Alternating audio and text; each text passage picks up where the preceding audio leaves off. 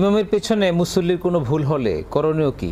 নামাজ হবে কি? জি, সুন্দর একটি বিষয়। ইমামের পিছনে আপনি যখন মুসল্লি হিসেবে ইক্তেদা করেছেন, এখন আপনার পার্সোনাল কিছু ভুল যদি হয়ে যায়, সেজন্য আপনার কিছু করণীয় নেই, কারণ আপনার ইমামতের ইমাম হচ্ছেন ইমাম, ইমামই আপনার দায়িত্বশীল। এখন আপনার যদি পার্সোনাল কোনো ভুল হয়, তাহলে সেক্ষেত্রে আপনার আলাদা কোনো কিছু করার নেই। হ্যাঁ, যদি এমন কিছু কাজ হয়ে যায় যেই কাজের কারণে নামাজ ভেঙে যায়, তাহলে সেক্ষেত্রে আপনার নামাজ ভেঙে যাওয়ার পর আপনি নতুন করে আবার নামাজের নিয়ত ইমামের পিছনে বাদলে, যেটুকু বাদলেন ওইটুকু আপনার ইমামের সাথে হলো, বাকিটুকু আপনাকে আবার ইমামের সালাম ফিরানোর পর পড়ে নিতে হবে। কিন্তু অন্যান্য নামাজের ত্রুটি, যেমন মনে করেন আপনি নামাজ ইমামের পিছনে পড়ছেন, আপনি সেজদায় গিয়ে আপনি তাসবিহ পড়তে ভুলে গেছেন, আপনি সেক্ষেত্রে যখন ইমাম আল্লাহু আকবার বলেছেন তখন আপনার মনে হয়েছে, তখন তো আপনি সম্ভব যতটুকু সম্ভব আপনি তাসবিহ পড়ে উঠবেন। আর যদি উঠে গেছেন, মনে নেই, কিচ্ছু করার নেই আপনার। এরকম ভাবে ছোটখাটো যে বিষয়গুলো যেগুলি, কিন্তু যদি নামাজ ভেঙে যাওয়ার মতো কোনো কারণে, তাহলে আপনার নামাজ ভেঙে যাবে। ইমামের পিছনে আছেন বিদায়, সেজন্য আপনার নামাজ থাকবে না। আপনার নামাজ ভেঙে যাবে, নতুন করে আবার নামাজের নিয়ত করে ইমামের পিছনে আবার দাঁড়াবেন। যা ছুটে গেল সেটা আপনার বাতিল,